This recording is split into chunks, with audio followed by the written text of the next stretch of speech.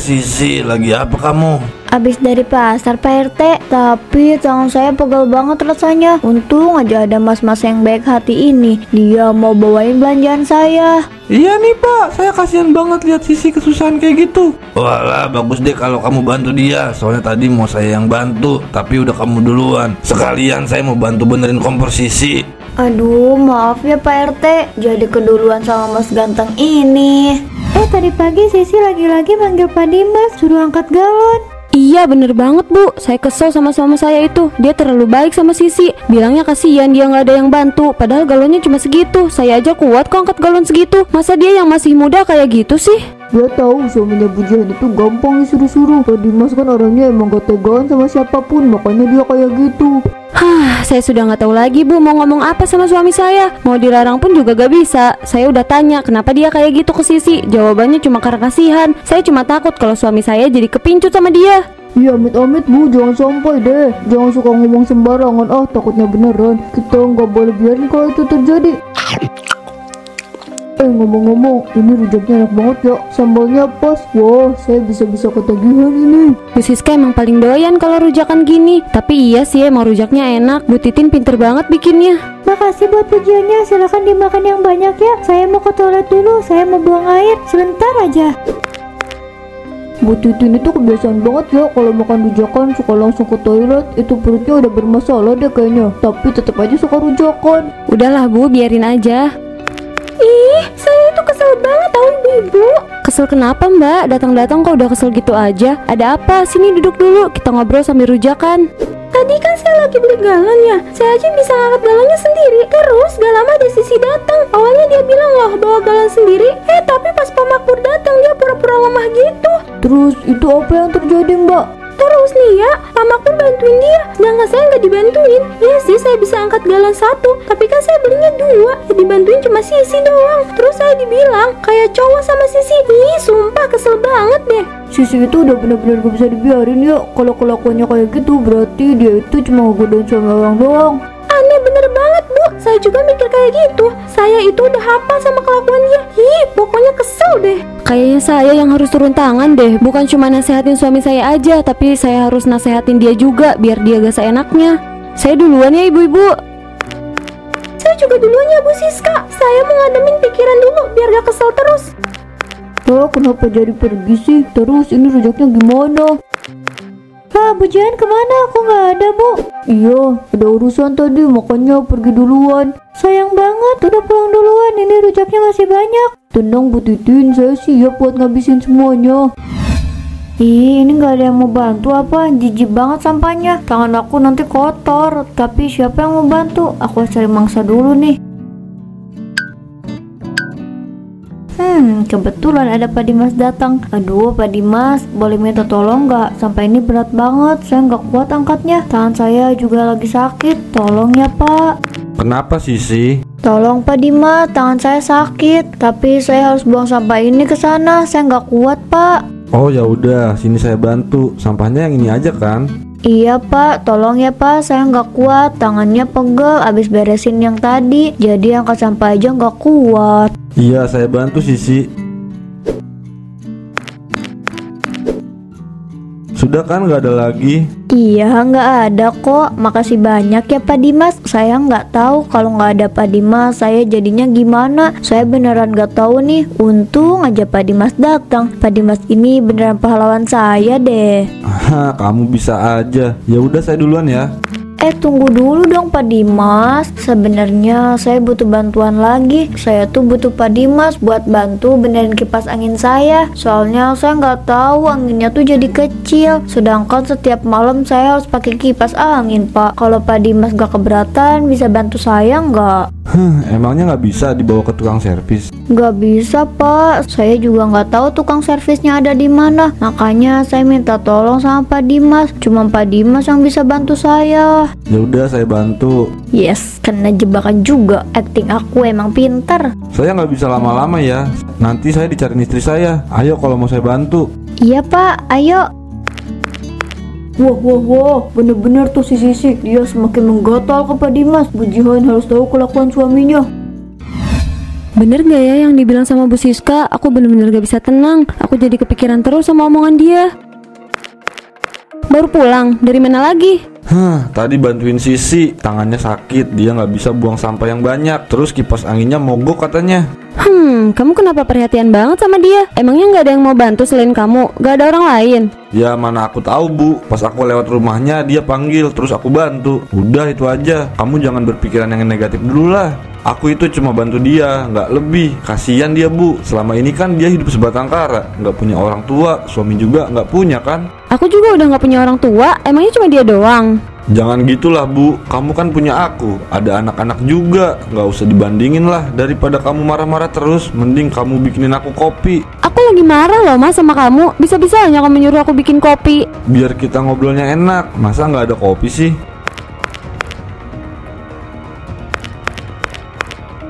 Tuh udah aku bikinin, orang lagi marah bukannya dibujuk malah disuruh bikin kopi. Maaf ya Bu, aku nggak ada maksud apapun kok. Aku beneran cuma bantu Sisi, nggak ada hal yang lain. Tapi kamu jangan bantuin dia lagi ya, biarin aja orang lain yang bantu dia. Kamu mah jangan, gak usah bantu dia. Kenapa nggak boleh bantu? Kan sesama tetangga harus saling bantu. Kalau bantu tetangga lain gak masalah, tapi kalau bantu dia aku gak akan rela. Dia itu bukan lemah Mas, tapi cuma mau godain kamu aja. Atur aja deh Bu, padahal kalau kamu cemburu tuh bilang aja, nggak usah pakai ngancem kayak gitu. Deh, siapa juga yang cemburu? Aku gak mungkin cemburu sama orang kayak Sisi. Dia tuh gak level sama aku. Aku kayak gitu biar kamu gak lupa sama tanggung jawab kamu, biar kamu itu gak kepincut sama cewek lain.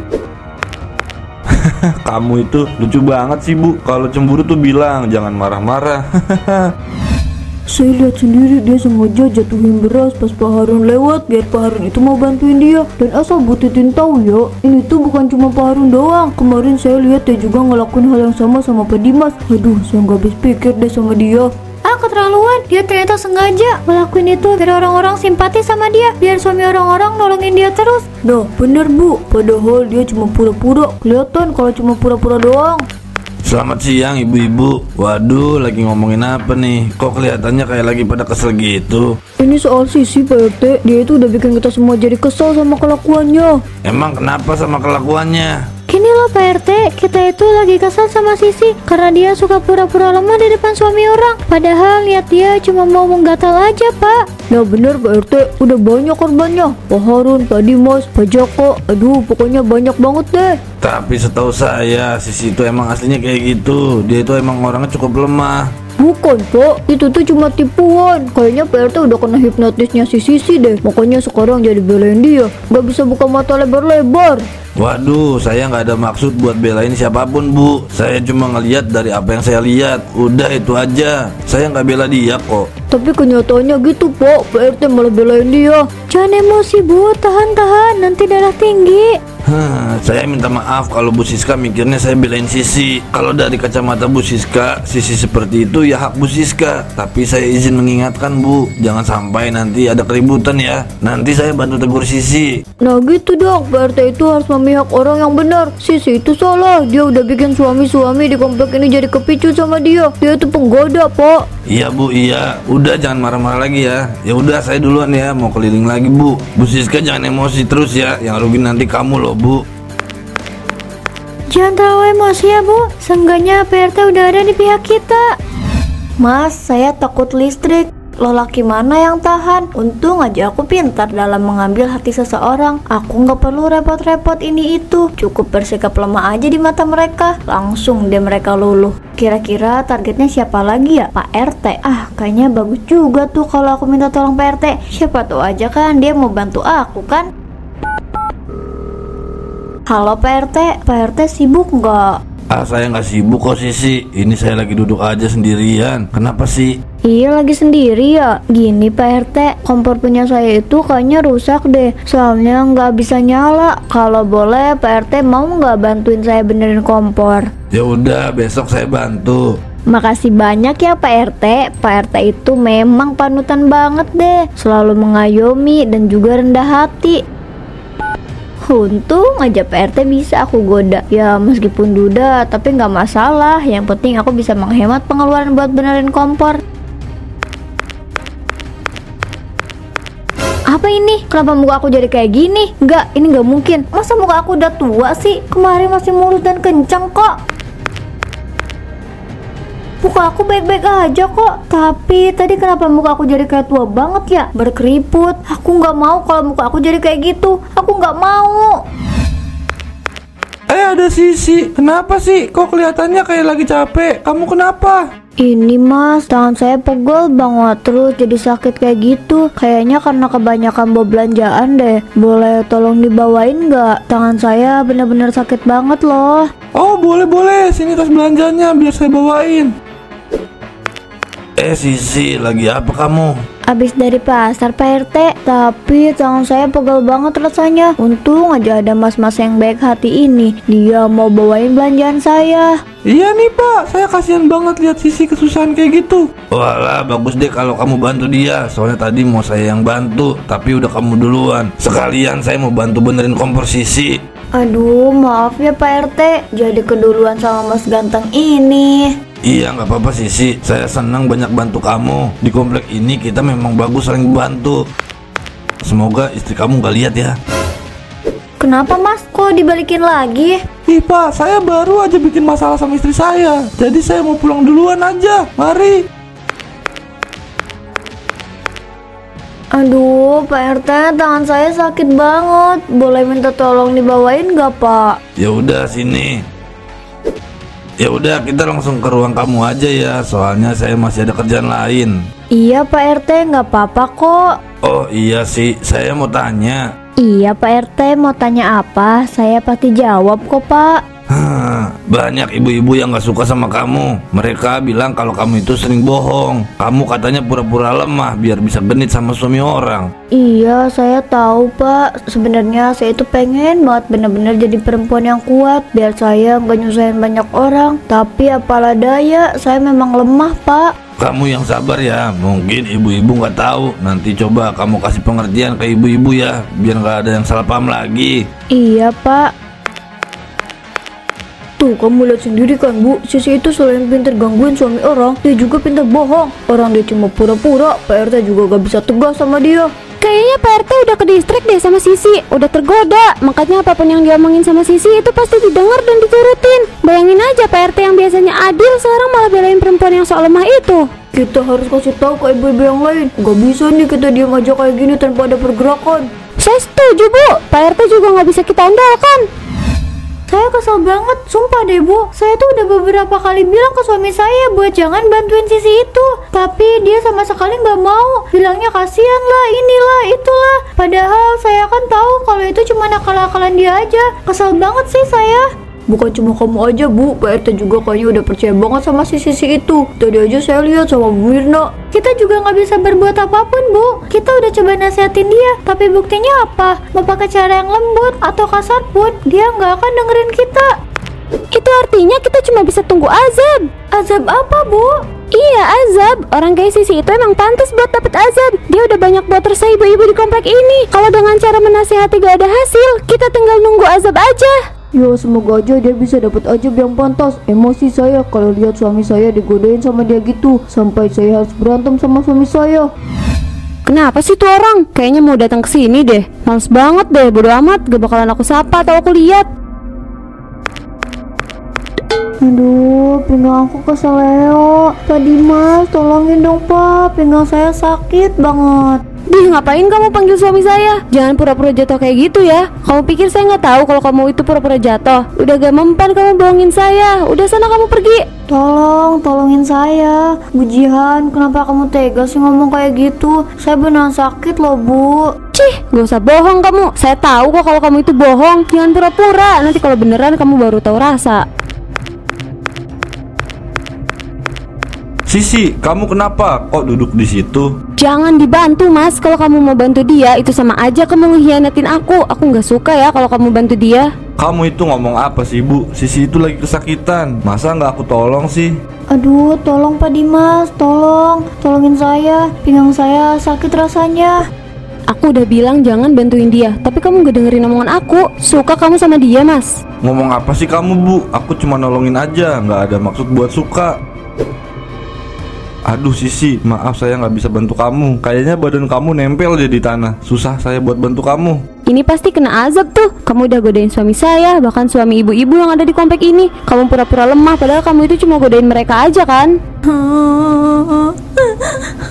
Saya minta maaf Bu, saya salah. Tapi tolong bantuin saya Bu, Pak. Saya benar-benar gak bisa berdiri. Saya gak sudi bantuin kamu. Ada apa ini? Kenapa Bu Sisi bisa kayak gini? Dia kena azab Bu, makanya dia gak bisa berdiri. Pura-pura lemah, padahal enggak. Wah, ini sih saya harus kasih tahu Pak RT nih. Bu Jihan, Pak Dimas, saya minta maaf. Saya sangat menyesal. Tolong maafkan saya. Oh jadi seperti itu kejadiannya. Memang si Sisi berapa kali itu minta tolong sama saya. Cuma karena saya ini duda jadinya gak ada yang marah sama saya. Saya yang menyalah Pak. Saya jadi tiap hari dimarahin sama istri saya. Pusing saya Pak. Padahal niat saya tuh cuma bantu aja. Soalnya kasihan dia itu sendirian dan gak ada yang bantu. Tapi ternyata Sisi itu cuma pura-pura lemah dan suka godain suami orang. Saya jadi merasa gak enak. Saya udah terjerat sama godaan Sisi. Ternyata bener apa yang ibu-ibu katakan ya. Pak RT, saya ada info penting Pak. Ini soal Sisi. Ada apa Bu? Coba ceritakan yang benar. Saya nggak tahu kejadiannya gimana Pak. Yang jelas Sisi itu pura-pura jatuh di depan rumah Pak Dimas. Terus dia jadi gak bisa berdiri Pak. Waduh, kenapa tuh ya? Atau jangan-jangan dia itu kena azab Pak? Bisa aja kan? Antar saya ke sana Bu. Pak Jaka mau ikut. Aduh, saya masih ada kerjaan Pak. Nanti saya nyusul aja ya. Ayo Pak RT. Tuh lihat Pak, Sisi badannya gak bisa berdiri. Ya benar-benar terjebak.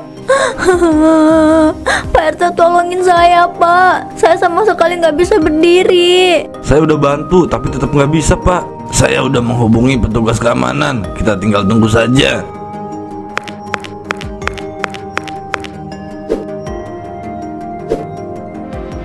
Mohon maaf Pak, tapi kami tidak bisa melakukan apapun.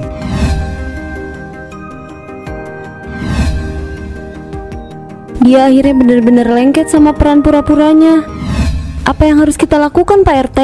Kita nggak bisa apa-apa lagi. Mau dipindahkan juga sudah tidak bisa kan. Tapi saran saya lebih baik biarkan saja di sana Bu. Biarkan itu menjadi simbol agar warga yang di sini tidak ada yang mencontoh perbuatan Sisi. Saya setuju Pak. Biarkan itu menjadi pengingat bagi kita semua. Pengingat untuk tidak berpura-pura lemah. Dan pengingat bagi kita sebagai laki-laki untuk tidak mudah tergoda oleh bujuk rayu perempuan. Kalau begitu saya juga setuju deh Pak. Jangan sampai ada Sisi lain di luar sana ya. Cukup kali ini saja, biar komplek kita tetap aman dan nyaman. Lagian Sisi yang ada di depan rumah saya sejauh ini nggak ganggu kok Pak. Baiklah, kalau begitu sudah diputuskan tidak ada yang memindahkan Sisi. Biarkan seperti itu.